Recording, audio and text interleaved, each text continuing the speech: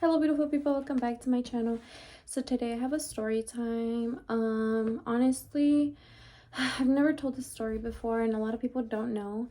So one time I got invited to a cookout for my so this is from a while back. This happened in like 2019 or 2020. I really do not remember. It was 2020 actually, because I remember it was around COVID time.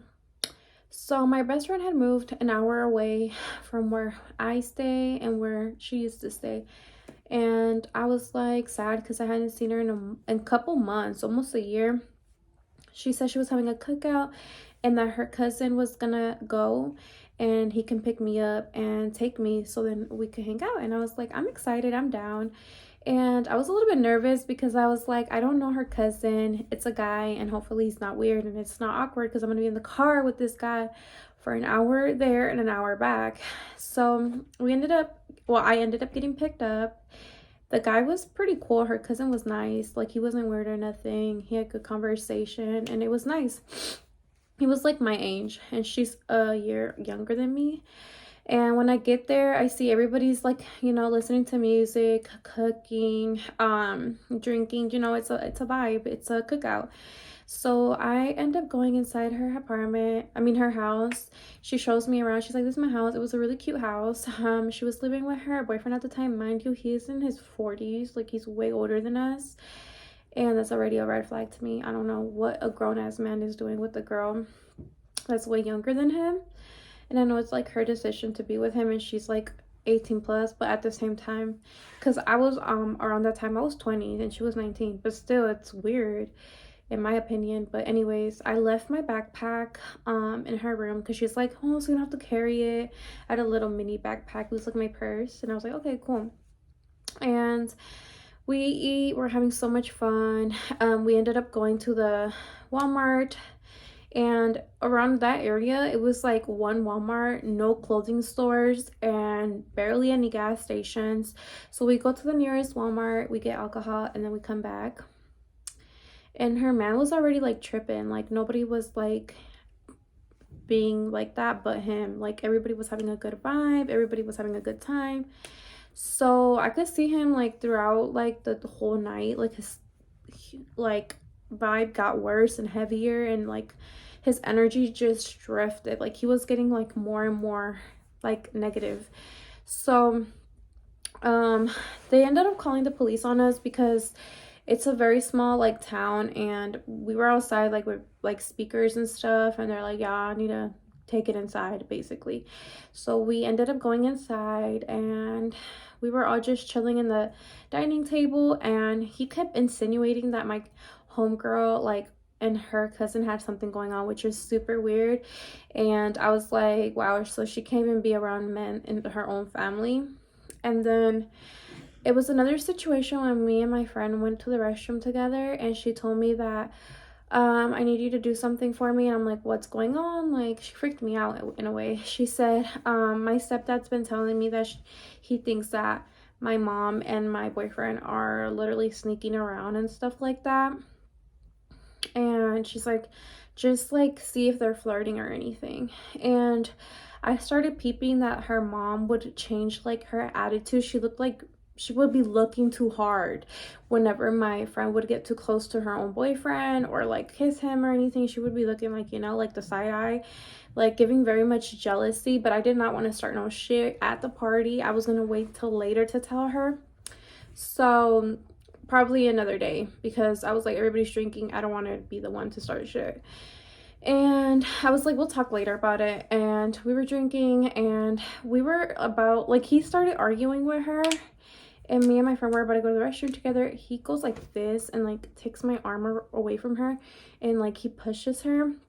My friend goes off on him. And then after a little bit of while, she's like, oh my god, like, just please like kiss my cousin so he stops thinking that I want him, like he's just my cousin. I'm like, no girl, like I do not find your cousin attractive, I don't want to. And she like peer pressured me to the point I felt so guilty that like her cousin kissed me, and it was like the worst kiss of my life. I felt so disgusted, and I felt like so like uncomfortable. I just felt like I wanted to throw up.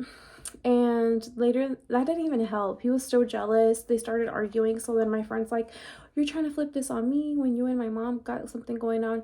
She started like pushing on her mom, and she pulled her mom's hair. And then her mom was like, sounded so guilty. She said, oh, I'm not gonna put my hands on you even if you put your hands on me, to her daughter. And I was my friend to stop like putting her hands on her mom. And then her boyfriend started punching her and hitting her, and I was really scared because there was kids in the house. And she told me to grab her baby, and I kept yelling at her cousin, like, separate them, like, don't let him keep hitting her. There was blood all over her face. I grabbed her baby and I went outside.